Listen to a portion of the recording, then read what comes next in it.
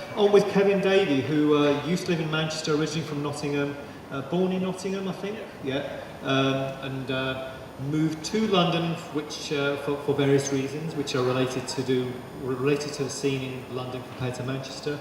And I go back a long way with Kevin as well. We used to play together very briefly in the days when I actually used to play music.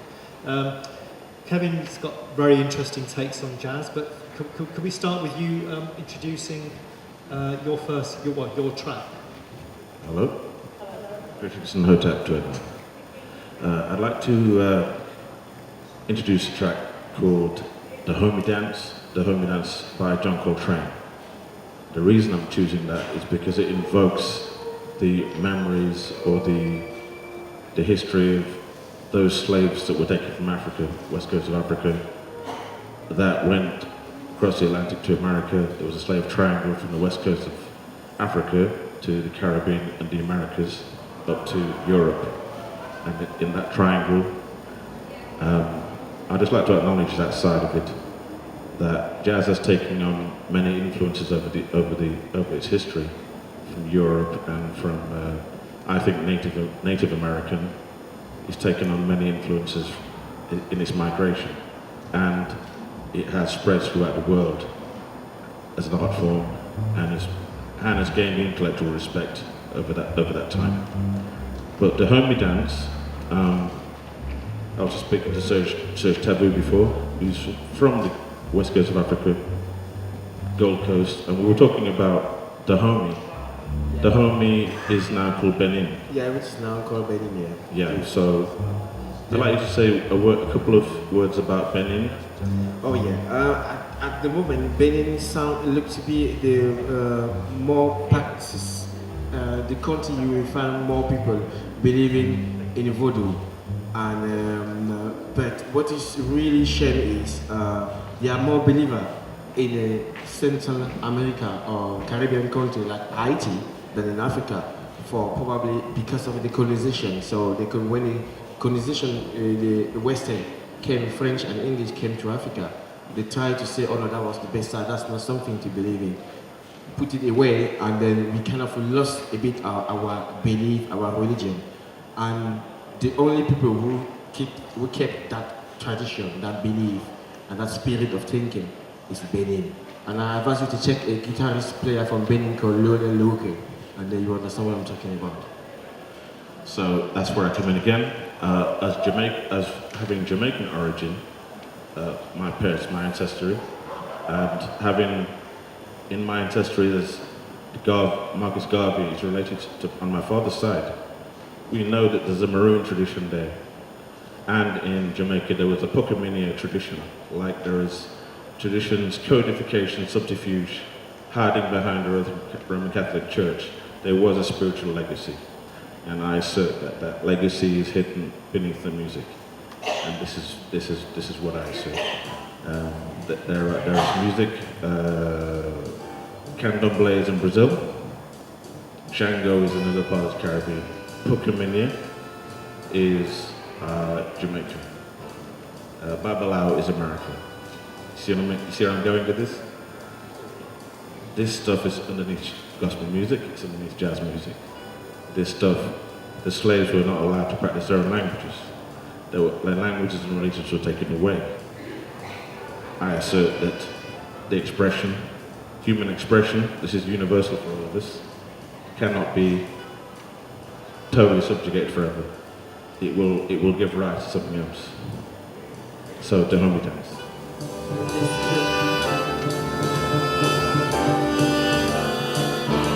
That's John Coltrane on the screen as well. Sorry, he was.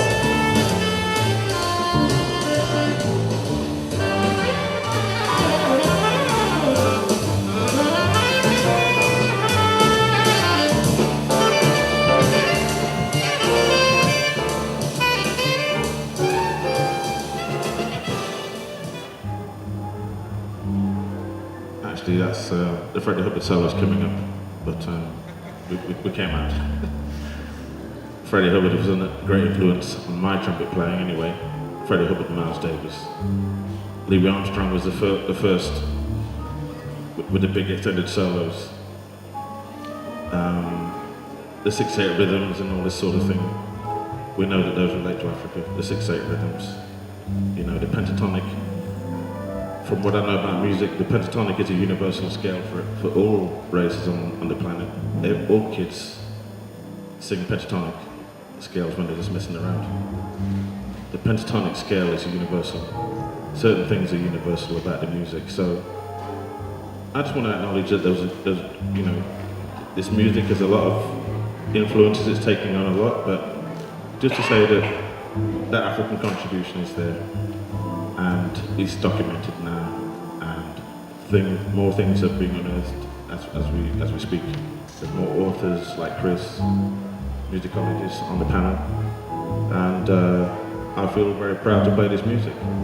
I think this music has had a lot of significance in resistance movements.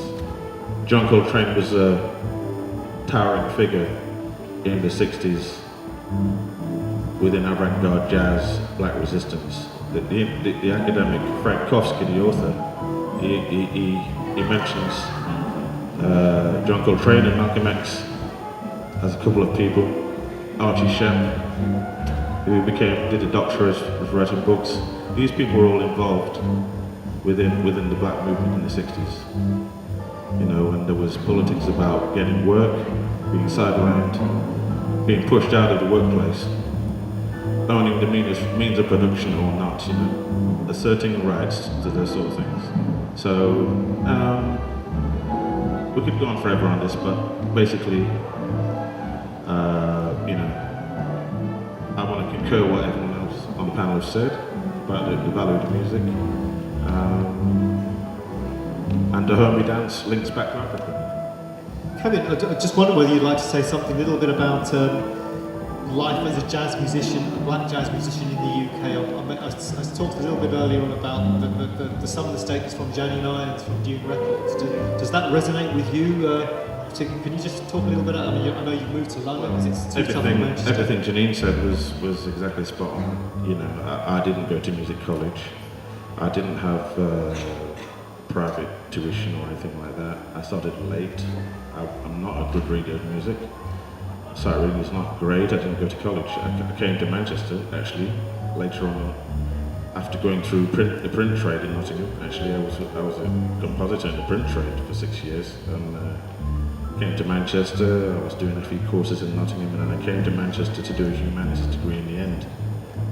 So I went to a different route. I didn't, you know, I was educated by Colin Stansfield. He did a jazz evening course at, it was a college near the Polytechnic. It was an evening class. Colin Stansfield, I did it for about 2 years on a Wednesday evening. I did lots of summer camps and things like that, perhaps on my own time. I read the literature and researched it myself. So some people, there's different ways through. I found the classical thing at the time was hostile, bourgeois, racist, and